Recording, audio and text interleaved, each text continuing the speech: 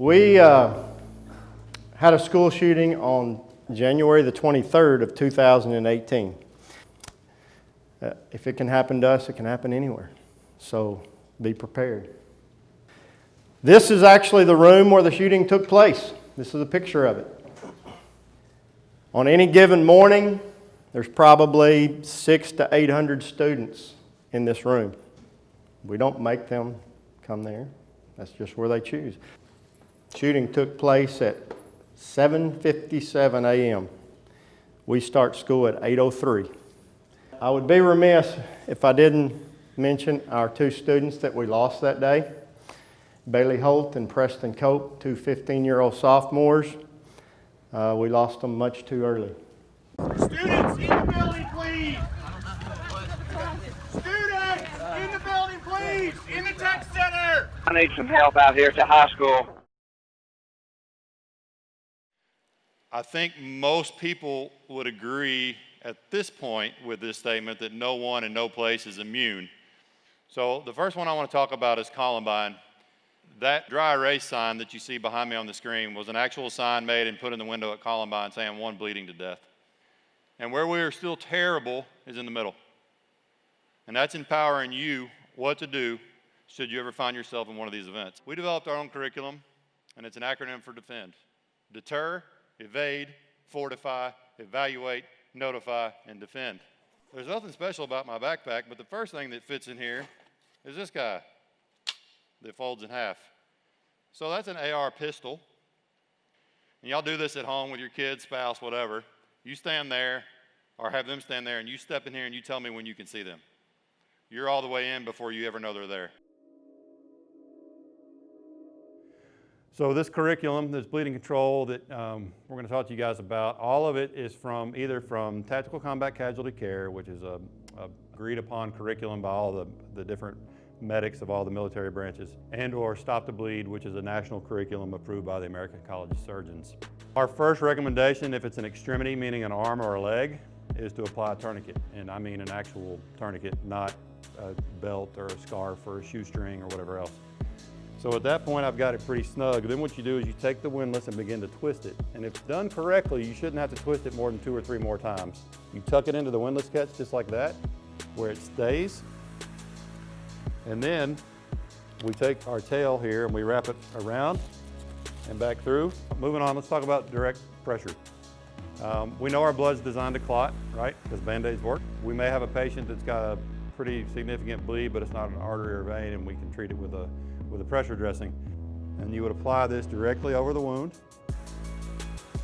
But neck to navel, we're going to apply a chest seal. So this last video I want to show you is body camera footage from Las Vegas a couple minutes after the attack ended. And this is, to set this up for you, about 2 blocks away. You see the stage there in the middle. This takes place right up here on the top part of your screen. About 2 blocks away is where you're looking at this. And this is, again, just within a few minutes afterwards. And you see the officer's body camera and you see all the different wounds that were there and would be present at most of these events. So I want you guys to kind of watch through this for a minute. Did you get an ambulance here, like real quick? They're all coming right now. Okay, just so you got a gunshot to her lungs. This guy's getting shot in the head here. Hello, I'm Anita D'Amico. I have a doctorate in educational psychology, have been working in the field for all of my life. I'm Renee Rochester. I am the Director of Student Academic Support for a local high school. I went down the road of a Doctor of Education because I'm a teacher at heart. I love young people and I love those who teach young people. We are at a huge learning curve now with what mental illness and mental health looks like. All we have to do is go back a very short generation ago, and the same questions being asked about mental health were being asked about the physical body. I prefer to start out with what is mental health, because that is what you're dealing with the majority of the time. I think mental illness comes up often because of fear. parents, teachers, everyone is terrified that they're going to miss that a child is in trouble, and that's important. Mental health and mental wellness is having the capability to adapt to day-to-day life and walk in peace of mind, and to be not necessarily stress-free, because some stress is healthy, some is not, but to walk in a manner where I can live my life day to day with peace of mind and not things take me out of my norm, and I can function day to day.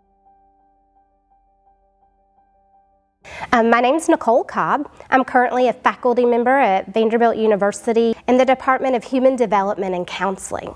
So when we're talking mental health, we're really talking about our psychological, our social, emotional well-being.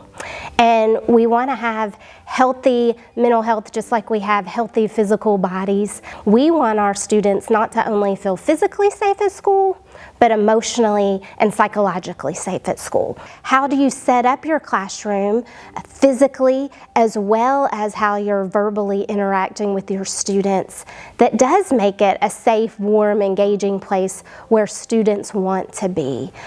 We know that students have often trouble managing their emotions or their behaviors at key times during the day, specifically transitions.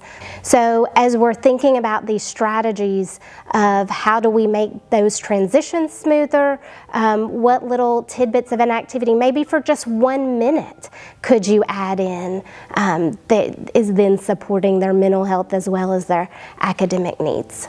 Not everything is bullying. But regardless of if it meets the formal definition or not, inappropriate behaviors need to be addressed. One thing that administrators, school board members can do is to first see, do we even have a bullying or harassment policy?